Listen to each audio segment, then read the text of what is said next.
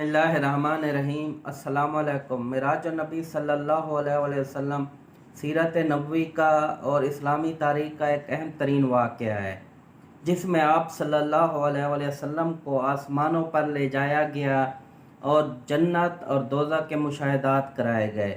یہ واقعہ 27 رجب 10 نبوی کو پیش آیا اور آپ صلی اللہ علیہ وسلم حضرت جبرائیل علیہ السلام کی رہنمائی میں آسمانوں پر تشریف لے گئے۔ تو جس جانور پر آپ تشریف لے گئے اس کا نام براق تھا۔ تو جب آپ صلی اللہ علیہ وسلم پہلے آسمان پر پہنچے تو آپ کی ملاقات حضرت آدم علیہ السلام سے ہوئی۔ اسی طرح جب آپ صلی اللہ علیہ وسلم نے اپنا سفر آگے بڑھایا اور دوسرے آسمان پر پہنچے تو آپ صلی اللہ علیہ وسلم کی ملاقات حضرت یحییٰ علیہ السلام اور حضرت عیسیٰ علیہ السلام سے ہوئی تھی۔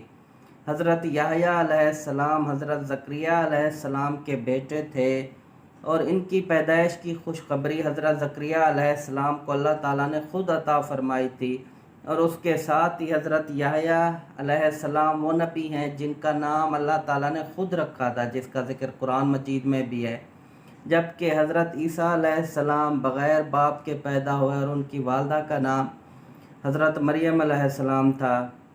حضرت یحییٰ علیہ السلام کی والدہ اور حضرت مریم علیہ السلام کی والدہ آپس میں بہنیں تھیں، تو جس وجہ سے حضرت یحییٰ علیہ السلام اور حضرت عیسیٰ علیہ السلام کا آپس میں رشتہ بھی بنتا ہے۔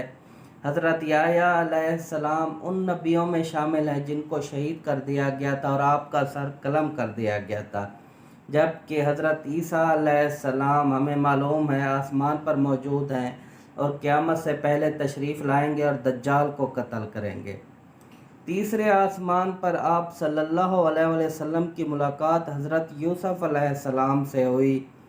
تو حضرت یوسف علیہ السلام کا واقعہ قرآن مجید میں بے شمار جگہوں پر بیان کیا گیا ہے اور اس واقعے کو احسن القصص کا نام دیا گیا ہے قرآن پاک میں۔ اسی طرح حضرت یوسف علیہ السلام ہی وہ شخصیت ہے جن کے لیے پاک پیغمبر صلی اللہ علیہ وسلم نے کریم ابن کریم کا لفظ استعمال کیا تھا، یعنی کہ آپ خود بھی انتہائی معزز نبی ہیں اور آپ کے والد حضرت یعقوب علیہ السلام بھی انتہائی معزز نبی تھے اور ان کے والد حضرت اسحاق علیہ السلام بھی انتہائی معزز نبی تھے، اور ان کے جو والد تھے حضرت ابراہیم علیہ السلام وہ بھی جنہیں جد الانبیاء بھی کہا جاتا ہے انتہائی معزز نبی تھے۔ تو اسی وجہ سے انہیں پاک پیغمبر صلی اللہ علیہ وسلم نے یہ لقب عطا فرمایا تھا۔ چوتھے آسمان پر آپ صلی اللہ علیہ وسلم کی ملاقات حضرت ادریس علیہ السلام سے ہوئی تھی۔ تو حضرت ادریس علیہ السلام واحد پیغمبر ہیں جن کی وفات آسمان پر ہوئی تھی۔ پانچویں آسمان پر آپ صلی اللہ علیہ وسلم کی ملاقات حضرت ہارون علیہ السلام سے ہوئی۔ چھٹے آسمان پر آپ صلی اللہ علیہ وسلم کی ملاقات حضرت موسیٰ علیہ السلام سے ہوئی تھی۔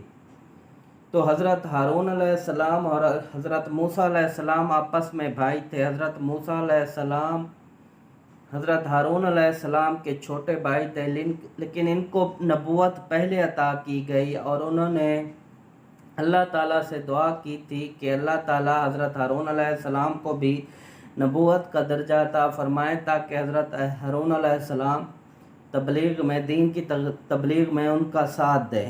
تو اللہ تعالیٰ نے ان کی یہ دعا قبول فرمائی اور حضرت ہارون علیہ السلام کو بھی نبوت عطا فرمائی۔